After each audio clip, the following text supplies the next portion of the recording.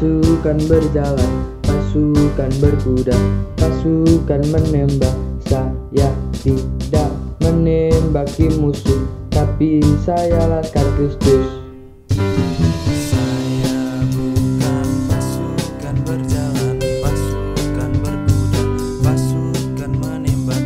Saya tidak menembaki musuh, tapi saya laskar Kristus. Saya laskar Kristus, siap gladiator. Saya laskar Kristus, siap gladiator. Saya tidak menembaki musuh, tapi saya laskar Kristus. Saya bukan pasukan berjalan, pasukan berkuda, pasukan menembak. Saya tidak menembaki musuh, tapi saya laskar Kristus. Saya laskar Kristus, siap gladiator. Saya laskar Kristus, siap gladiator. Saya tidak menembaki musuh, tapi saya laskar Kristus.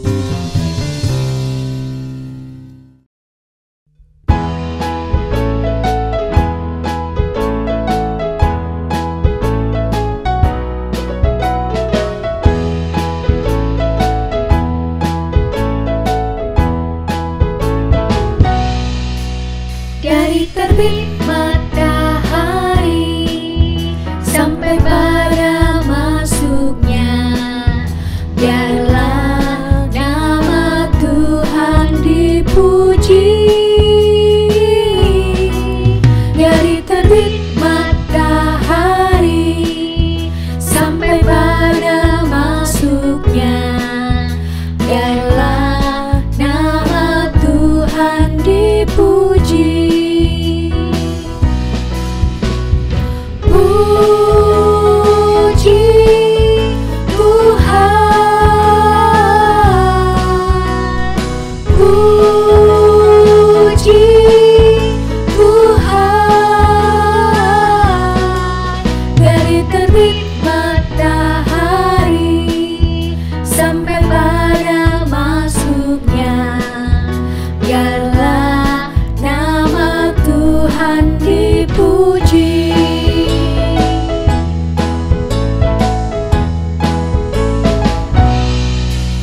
Dari terbit matahari sampai pada masuknya, biarlah nama Tuhan dipuji.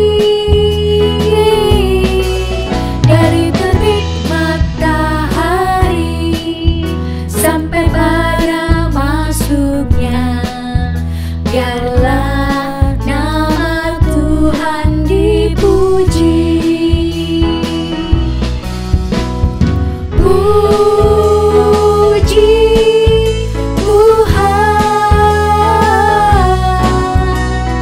puji Tuhan. Dari terbit matahari sampai pada masuknya, biarlah nama Tuhan dipuji. Puji Tuhan,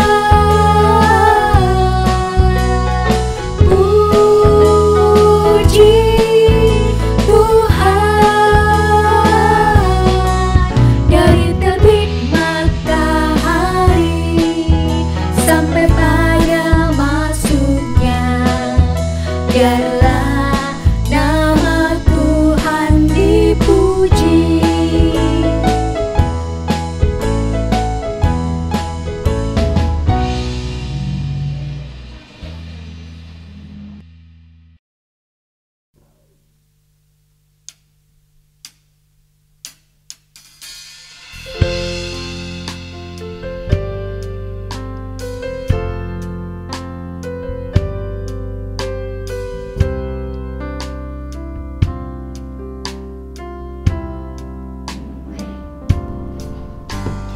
Kami anak-anak terang, bersatu dalam kasih mesra.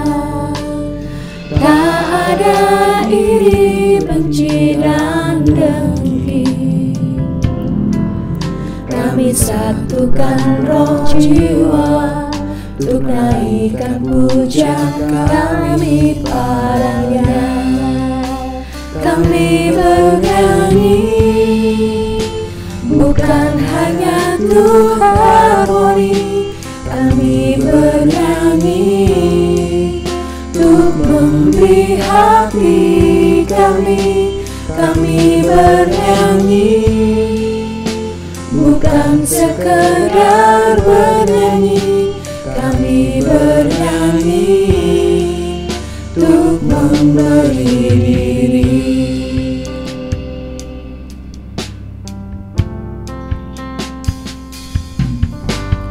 Kami anak-anak terang. Kami bersatu dalam kasih mesra. Tak ada iri, benci, dan dengki. Kami satukan roh jiwa untuk naikkan puja kami padanya. Kami bernyanyi bukan hanya untuk harmoni. Kami bernyanyi untuk memberi hati kami. Kami bernyanyi bukan sekedar bernyanyi. Kami bernyanyi untuk memberi diri. Kami bernyanyi bukan hanya untuk harmoni. Kami bernyanyi untuk memberi hati kami. Kami bernyanyi bukan sekedar bernyanyi. Kami bernyanyi untuk memberi diri. Kami bernyanyi untuk memberi diri. Kami bernyanyi untuk memberi diri.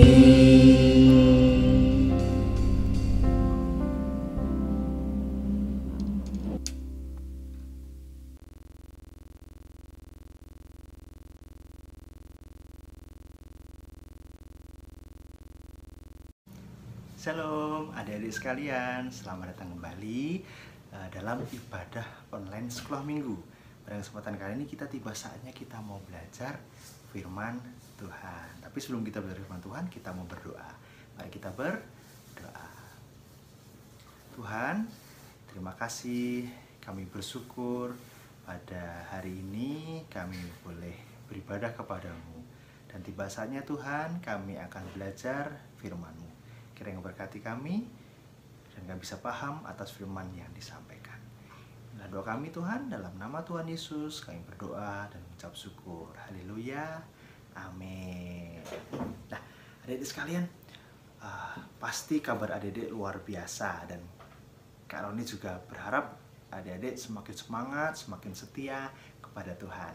Dan saat ini kita mau belajar firman Tuhan tentang Stefanus, ya. Ada yang pernah dengar siapa itu Stefanus? Ya, mungkin ada beberapa adik-adik yang tahu dan ada beberapa adik-adik yang tidak tahu siapa itu Stefanus. Nah, pada kesempatan kali ini kita mau belajar. Stefanus itu, kalian mau jelaskan. Stefanus adalah orang yang melayani Tuhan begitu luar biasa, dipenuhi Roh Kudus secara luar biasa. Bahkan beliau melakukan banyak sekali mukjizat, bahkan di akhir hidupnya dia tetap setia kepada Tuhan. Dan bisa dikatakan Stefanus adalah martir pertama. Nah, ada yang tahu nggak martir itu apa? Ya, jadi kalian mau jelaskan bahwa martir itu adalah orang yang mau memperjuangkan imannya, atau orang yang setia sampai akhir untuk menerima Yesus sebagai juru selamat dan dia mau mengorbankan hidupnya untuk berjuang, ya, berjuang mempertahankan imannya, bahkan sampai akhir hidupnya dia harus meninggal karena mempertaruhkan imannya. Nah, kita mau belajar, adik-adik semuanya buka di dalam Kisah Para Rasul 6 ayat 8 sampai 15 ya. Yuk semua adik-adik buka Alkitabnya di dalam Kisah Para Rasul 6 ayat 8 sampai 15.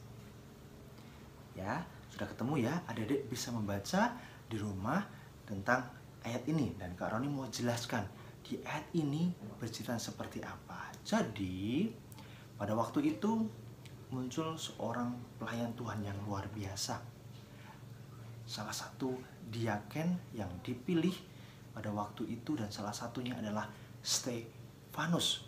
Pada waktu itu Stefanus melayani Tuhan dengan luar biasa, melayani jemaat dengan luar biasa, melakukan banyak mukjizat-mukjizat.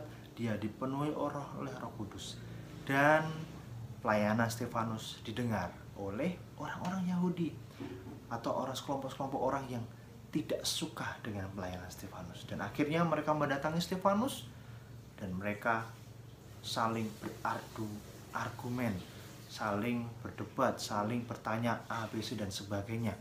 Dan karena Stefanus dipenuhi Roh Kudus, karena Stefanus memiliki pengetahuan yang luar biasa, para orang Yahudi yang mendatangi Stefanus tidak bisa menjawab, tidak bisa mengikuti pemikiran Stefanus, dan mereka tidak terima. Akhirnya orang-orang Yahudi itu bekerja sama untuk memfitnah Stefanus dengan cara mereka mempunyai teman-temannya diajak untuk berkata bahwa Stefanus itu telah menista Tuhan, telah mengatakan hal-hal yang buruk tentang Tuhan dan Musa.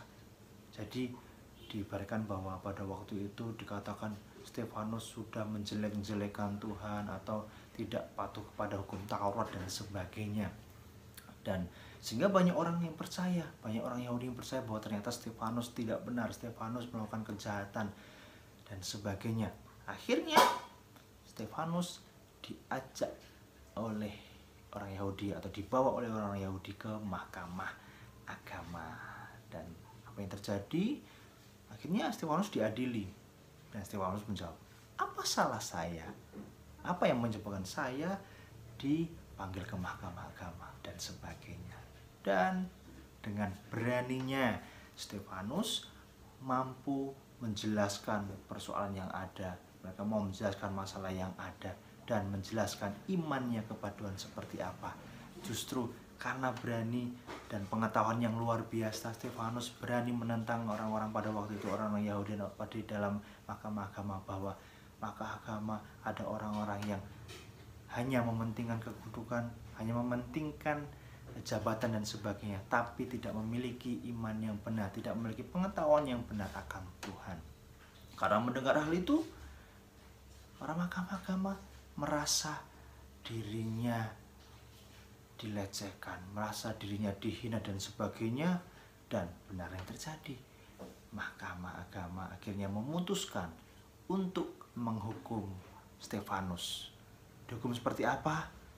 Hukuman yang sangat berat, yaitu Stefanus dihukum dengan cara dirajam batu sampai meninggal. Peristiwa yang luar biasa. Dan kita membuka ayat lagi di dalam Kisah Para Rasul 7 ayat yang 58 sampai yang ke-60. Kak Roni akan bacakan, adik-adik bisa menyimak di Alkitabnya masing-masing. Yuk, Kak Roni akan bacakan. Mereka menyeret dia keluar kota, lalu melemparinya, dan saksi-saksi meletakkan jubah mereka di depan kaki seorang muda yang bernama Saulus. Sedang mereka melemparinya, Stefanus berdoa, katanya, ya Tuhan Yesus, terimalah rohku. Sambil berlutut ia berseru dengan suara nyaring, Tuhan, janganlah tanggungkan dosa ini kepada mereka. Dan dengan perkataan itu meninggallah ia. Di akhir hidupnya Stefanus memiliki iman yang luar biasa. Dikatakan bahwa dia meminta Tuhan untuk jangan menanggung dosa ini kepada mereka, karena mereka tidak tahu perbuatan mereka ini adalah salah di mata Tuhan. Dan kita mau belajar dari peristiwa adik-adik sekalian, dari kisah Stefanus yang akhirnya dia harus meninggal karena memperjuangkan imannya. Dan apa yang kita mau pelajari? Adik-adik mau siap? Kita mau belajar. Yang pertama, adik-adik sekalian. Jadi pada waktu itu sebelum Stefanus melayani, bahkan saat dia beradu argumen dengan orang-orang Yahudi, ternyata dia memiliki pengetahuan yang luar biasa. Jadi adik-adik sekalian, di sini pentingnya adik-adik mau belajar firman Tuhan, ya. Siapa yang di sini rajin belajar firman Tuhan? Ya, luar biasa ya adik-adik sekalian ya. Jadi belajar dengan apa? Belajar membaca Alkitab setiap hari, membaca Alkitab minimal 1 perikop atau bisa 1 pasal ya. Belajar firman Tuhan, kalau tidak paham tanya ayah atau ibu di rumah.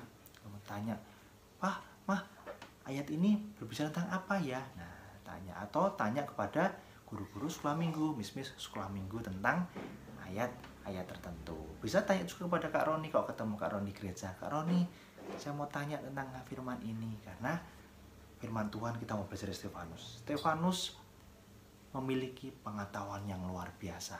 Adik-adik juga harus seperti itu. Jadi jangan cuma sekedar memiliki iman, tetapi kita tidak memiliki pemahaman yang benar tentang Tuhan. Itu yang poin pertama. Jadi ayo mulai dari sekarang kita mau belajar firman Tuhan supaya kita mengenal siapa Tuhan kita, kenapa kita harus percaya kepada Tuhan, dan kenapa kita harus beribadah kepada Tuhan. Itu penting. Dan yang kedua, poin yang sangat-sangat penting, Stefanus mau menyerahkan hidupnya untuk melayani Tuhan. Yuk, adik-adik di sini siapa yang mau jadi pelayan-pelayan Tuhan? Ada? Ya, semuanya pasti pengen melayani Tuhan, dan pelayanan itu beda-beda, tidak hanya selalu yang di atas mimbar. Pelayanan, mendoakan teman-temannya, kemudian bisa berbuat baik kepada sesama, itu sudah termasuk dalam pelayanan. Jadi adik-adik sekalian dipersiapkan dari sekarang untuk nanti bisa melayani Tuhan. Seperti Stefanus, dia mau melayani orang-orang di sekitarnya, mendoakan, melakukan mukjizat bagi orang lain. Bahkan dia mampu menyatakan kebenaran atau menyatakan Injil kepada orang-orang Yahudi, bahkan di dalam mahkamah agama. Karena apa? Dia memiliki pengetahuan yang benar dan dia berani untuk melayani Tuhan. Ya, adik-adik semuanya harus seperti itu, mau melayani Tuhan. Ya, kita mau melayani Tuhan. Dan yang terakhir, adik-adik sekalian. Jadi, Stefanus adalah pribadi yang takut. Takut. Enggak ya? Stefanus adalah orang yang berani. Dia berani untuk berjuang setia sampai akhir. Jadi adik-adik sekalian, yuk Kak Roni ingin adik-adik sekalian menjadi pribadi yang setia sampai akhir, setia pada Tuhan Yesus sampai akhir hidup. Seperti Stefanus, mau setia sampai akhir, walaupun ada konsekuensi, walaupun ada hal-hal kesusahan yang harus dihadapi, seperti Stefanus, bahwa dia sudah melayani sedemikian rupa, tetapi di akhir hidupnya dia harus meninggal dengan cara yang hina. Tapi ada tidak perlu takut. Mari kita mau melayani dan memilikilah iman yang setia sampai akhir. Walaupun susah enggak Kak? Ya memang ada hal-hal yang susah, tapi kita mau percaya saat kita berjalan sama Tuhan, Tuhan yang akan memberikan kekuatan kepada kita. Nah, apa saja sih yang kita akan hadapi adik-adik sekalian? Seperti ini contohnya, adik-adik sekarang mungkin mengalami hal-hal yang susah, sering malas untuk berdoa, kalau mau makan lupa berdoa, setiap hari lupa berdoa juga kepada Tuhan, kemudian malas untuk beribadah, malas untuk belajar, tidak takut pada orang tua, ngomongnya kasar dan sebagainya, tidak mau membantu teman-temannya. Itu adalah hal-hal yang harus kita hadapi ya. Jadi adik-adik sekalian, kita mau belajar dari hal kecil. Hal kecil sebelum kita nanti Tuhan berikan tanggung jawab yang besar seperti Stefanus, mampu melayani jemaat yang besar. Adik-adik, belajar dari hal kecil. Yuk kita taat belajar firman Tuhan. Belajar membaca firman Tuhan setiap hari. Kemudian berdoa kepada Tuhan, berbuat baik kepada sesama.